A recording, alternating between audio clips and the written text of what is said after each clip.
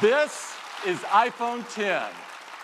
It is the biggest leap forward since the original iPhone. The iPhone 10 is official. And yes, it's called the iPhone 10, not the iPhone X, which is kind of weird because Apple just announced the iPhone 8 and 8 Plus right before they announced the iPhone 10 at the very same event, but we'll talk about that later in the video. As Tim said, the iPhone 10 is the biggest leap forward since the original iPhone came out 10 years ago. The iPhone 10 has a redesigned body that includes an edge-to-edge 5.8-inch 2436 by 1125 Super Retina organic LED display with a pixel density of 458 ppi. Notice the rounded edges. This is a first for an iPhone. The OLED screen supports HDR, high dynamic range, as well as True Tone, which means the iPhone will adjust the color temperature of the display depending on your lighting condition. This is something that recently came to the iPad, but the iPhone 10 is the first Apple product to support both HDR and True Tone. The iPhone 10 has the highest resolution screen ever in an iPhone, and will probably be the best looking in terms of sharpness and color reproduction,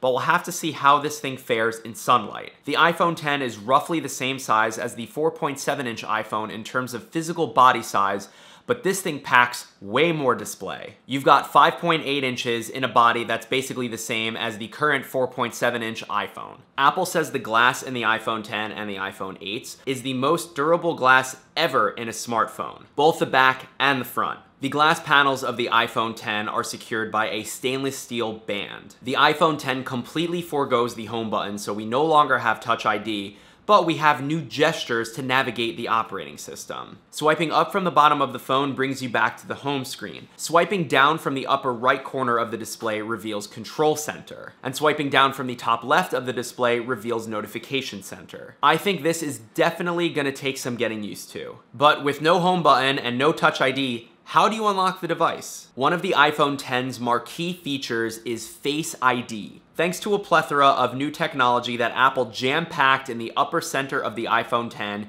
you can now unlock your iPhone with just your face. But now we have this obtuse notch, which I cannot get over. As of right now, I am not a fan, but I haven't held the device in my hands yet, so there's that. It just sticks out so much to me. I cannot unsee it. Anyhow, Face ID works by projecting 30,000 infrared dots onto your face, and in conjunction with the infrared camera, flood illuminator, and all the other sensors in the front of the phone, does depth sensing and other magic to detect faces.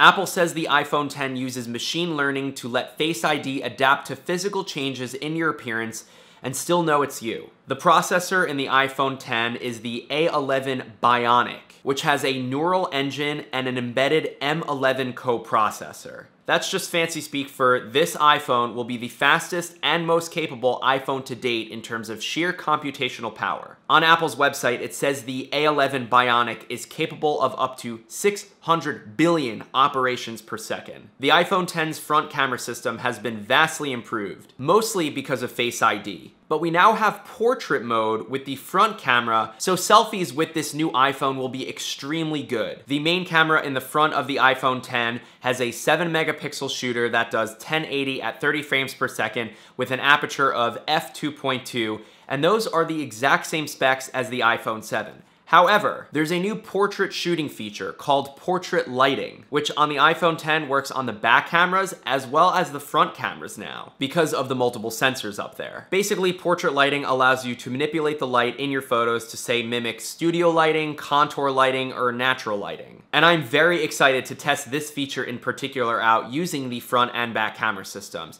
And yes, it's in beta. The back cameras got improvements as well. They both have optical image stabilization now, as opposed to just the wide-angle camera on the iPhone 7 Plus. That's huge. Both cameras on the rear of the iPhone 10 are 12-megapixel shooters. The wide-angle lens has an aperture of f1.8, and the telephoto lens has an aperture of f2.4. The iPhone 10 can record 4K video at 24 frames per second.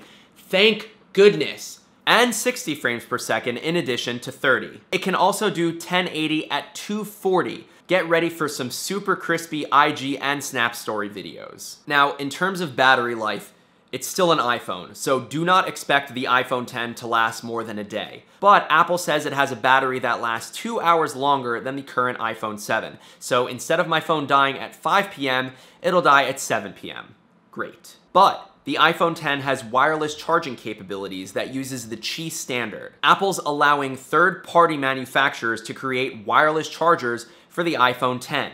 Apple's got its own wireless charging solution coming. It's called AirPower. And all we really know is that it's coming in 2018 and it'll charge your new Apple devices. I'll just say it here in the video, there's a new AirPods case that'll work with this new wireless charging pad. So if you get AirPower, you'll be able to lay your iPhone 10, 8 or 8 Plus, the new AirPods, or your Apple Watch on this thing, and it'll charge all of your gadgets at once. I'm intrigued by this thing, but it'll probably be like $149 or $249 or something outrageous, right? I mean, it's Apple. Also, the iPhone 10 finally has fast charging. Apple's website says that the iPhone 10 can charge up to 50% in just 30 minutes.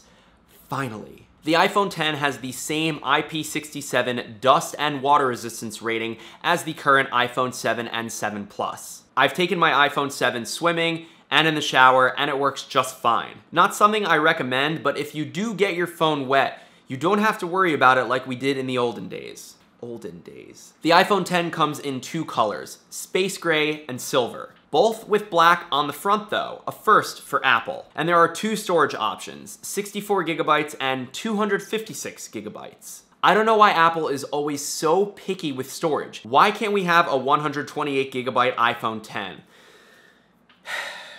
The iPhone 10 will cost $999 for the 64 gigabyte version, and for the 256 gigabyte version, you're looking at $1,149. Now, before you go crazy on this pricing, let me quickly explain something to you. If you walked into an Apple store in the last couple of months and you wanted the highest end iPhone available, that's the 7 Plus, 256 gigabytes unlocked, you would have paid $969 plus tax, putting you over the $1,000 mark. Most people in 2017, when they get a new phone, are on some sort of upgrade program, whether it's Next on AT&T or Jump on T-Mobile or even Apple's upgrade program. If you choose to get an iPhone 10, you can and should be paying for it monthly, kind of similar to a car lease. The iPhone 10 will be available to pre-order on October 27th, and you'll be able to buy it in stores and it'll ship on November 3rd. I personally have my eyes on a 256 gigabyte iPhone 10 in space gray.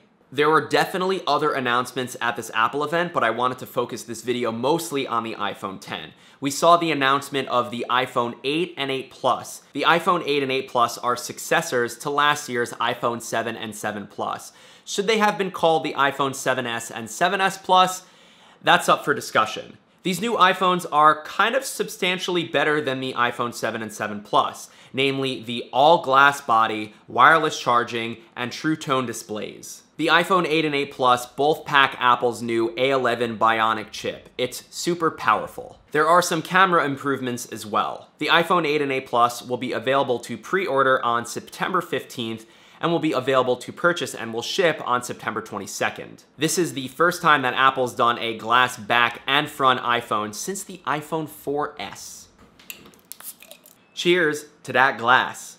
Apple also announced the Series 3 Apple Watch, which basically all you need to know about that thing is that it has LTE built in. So if you have the new Apple Watch, it'll take the same phone number from your iPhone, and then you can go for a run, go to the beach, and still receive calls and texts with just your watch. That Dick Tracy dream just became reality. And last but not least, the 4K HDR Apple TV.